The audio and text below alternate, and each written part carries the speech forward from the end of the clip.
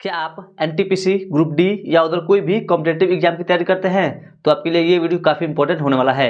इस वीडियो में रीजनिंग के 10 ऐसे इंपॉर्टेंट क्वेश्चन लेके आए हैं जो आप सभी के एग्जाम में इस बेस पे कई बार क्वेश्चन पूछ चुके हैं। तो चलिए हम लोग स्क्रीन पे देखे फर्स्ट क्वेश्चन को सॉल्व करते हैं। और इस क्वेश्चन में आपको बताना है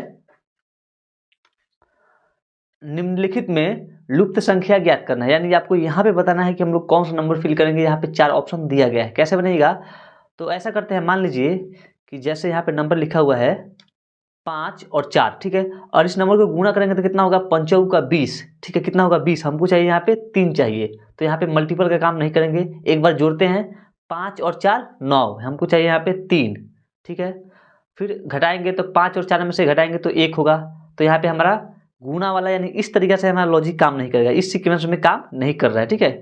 हम यहाँ पे अब दूसरा सीक्वेंस में लगाएंगे। जैसे मान लीजिए कि अगर हम इसको इस सीक्वेंस में फॉलो करते हैं, जैसे मान लीजिए यहाँ पे लिखा है 5 और 2, ठीक है, 5 और 2 को जोड़ेंगे तो कितना होगा, 5 2 7 होगा। हमको क्या चाहिए, 6 चाहिए। तो 7 में से हम 1 माइनस कर लेंगे तो कितना आएगा, 6 आएगा, ठीक है। आगे कीजिए 5 और 4 कितना 9। अब 9 में से 1 माइनस करेंगे तो क्या आएगा, 11।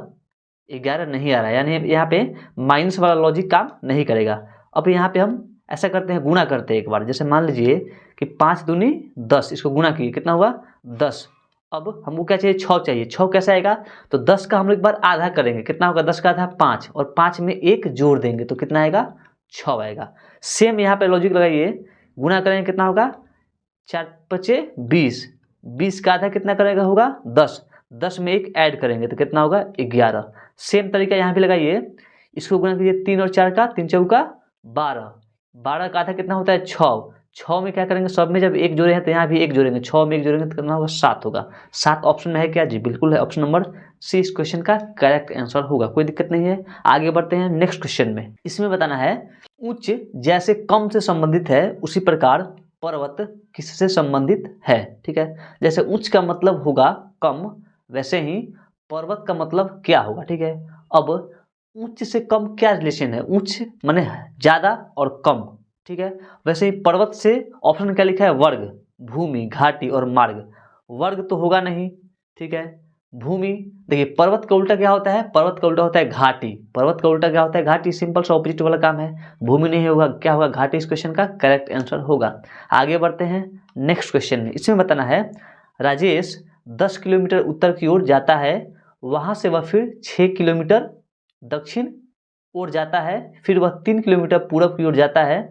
बताएं कि वह अपने प्रारंभिक स्थल से किस दूरी में और कितनी दूरी पे है, ठीक है। तो सिंपल से आपको ये ग्राफ एक बार समझ लीजिए। इस ग्राफ में ये होता है पूर्व, ठीक है, ये होता है पश्चिम, ऊपर होता है उत्तर और नीचे होता है दक्षिण, कोई दिक्कत नहीं है।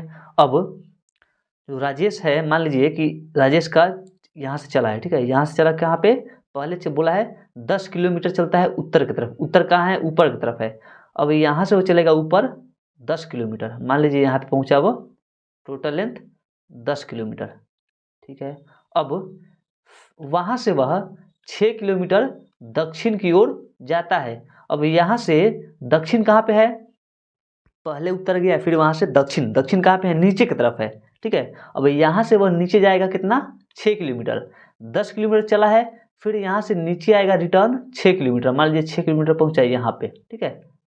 अब फिर वह 3 किलोमीटर पूरब की ओर जाता है, पहुँचा यहाँ पे। अब यहाँ से कहाँ जाएगा, पूरब, पूरब किस साइड में है, तो पूरब मेरा इस साइड में है, मेरा पॉइंट है यहाँ पे है, तो यहाँ से घूम जाएंगे हम पूरब इस तरफ जाएंगे, कितना 3 किलोमीटर। अब ये आ गया यहाँ पे, ये हुआ 3 किलोमीटर। तो बताएं कि वह अपने आरंभिक स्थल से किस दिशा में और कितनी दूरी पे है।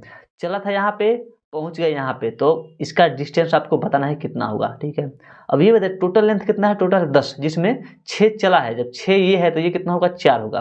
अब इसका लंबाई 4 यानी लंब 4, आधार 3, तो ये क्या है कर्ण, हाइपोटेनस, हाइपोटेनस कितना होगा 5 होगा, ठीक है, 3 4 5। अब इसके बीच की दूरी कितना हो जाएगा, चला था यहाँ से पहुँच गया यहाँ पे, तो इसके बीच का डिस्टेंस कितना 5 किलोमीटर। अब किस साइड में होगा, देखिए यहाँ पे क्या होता है, उत्तर होता है, यहाँ पे होता है उत्तर और यहाँ पे होता है पूर्व, यानी उत्तर पूर्व की तरफ है 5 किलोमीटर, 5 किलोमीटर उत्तर पूर्व कौन सा है, ऑप्शन नंबर डी इस क्वेश्चन का करेक्ट आंसर होगा, कोई दिक्कत नहीं है।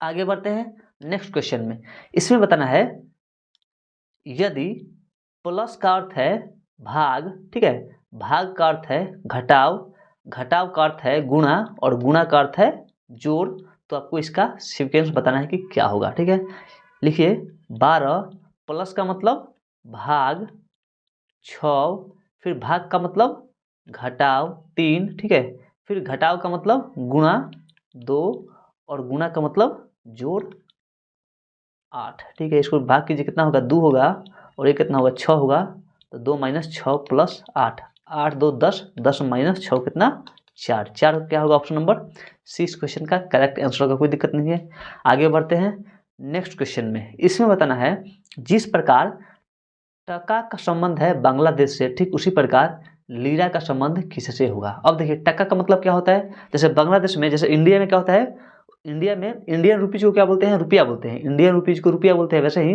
बांग्लादेश रुपी को क्या बोलते हैं, टका बोलते हैं। टका क्या होता है, पैसा का नाम है, जैसे यहाँ पे रुपया का नाम है वैसे ही टका है। तो लीरा किसका होता है, इटली का होता है लीरा।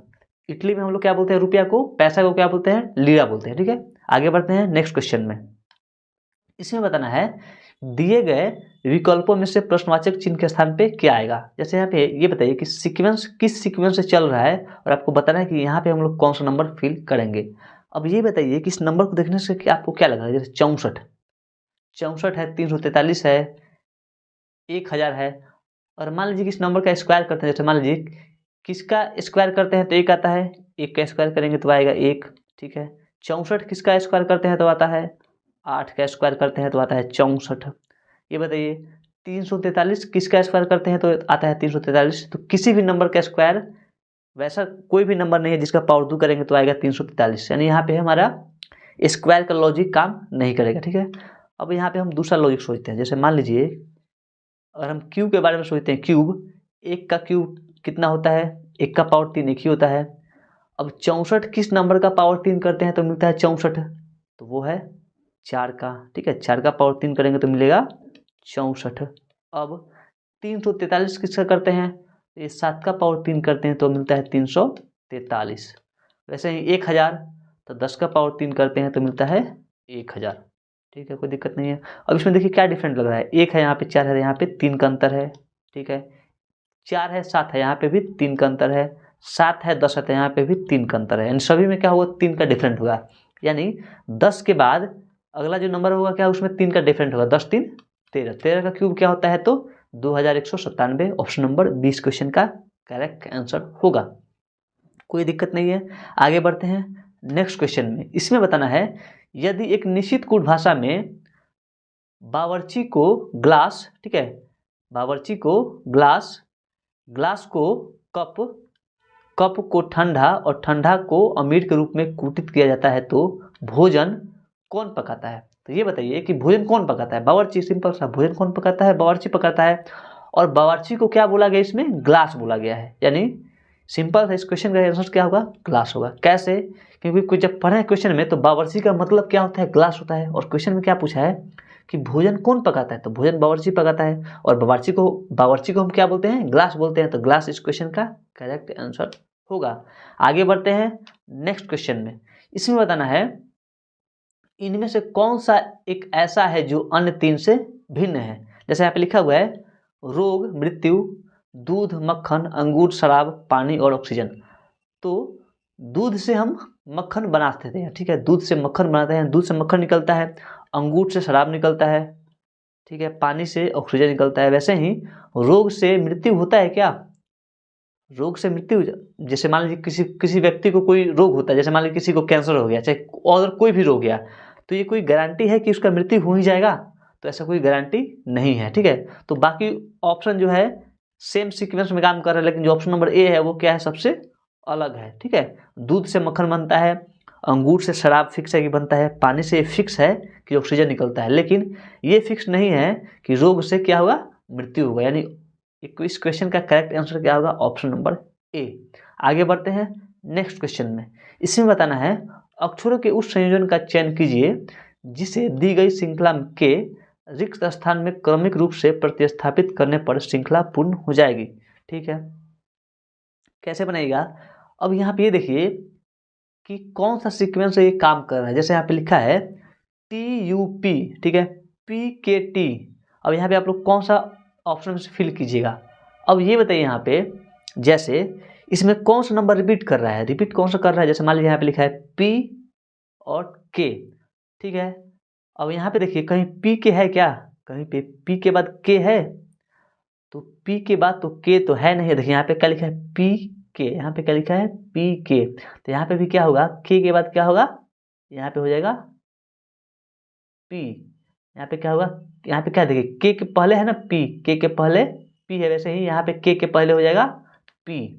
अब यहाँ पे देखिए यहाँ पे क्या है P है, तो P के बाद क्या है K है, तो P के बाद हम K कर सकते हैं। तो पहला ऑप्शन मेरा मिल गया K, दूसरा ये PK PK PK। अब आइए, अब पहला ऑप्शन सिंपल सा, अब यहाँ देखिए पूरा क्वेश्चन सॉल्व करने की जरूरत नहीं है। यहाँ देखिए कि ऑप्शन में K से कौन स्टार्ट हो रहा है, तो ऑप्शन नंबर C जो है K से स्टार्ट हो रहा है। आगे चेक भी कर सकते हैं किसके आगे क्या होगा। अब देखिए P के, यहाँ पे K के बाद क्या है T है, तो यहाँ पे हम लोग T फिल कर सकते हैं। तो यहाँ पे क्या होगा PKT मैच कर रहा है ना, तो ऑप्शन नंबर C इस क्वेश्चन का करेक्ट आंसर होगा।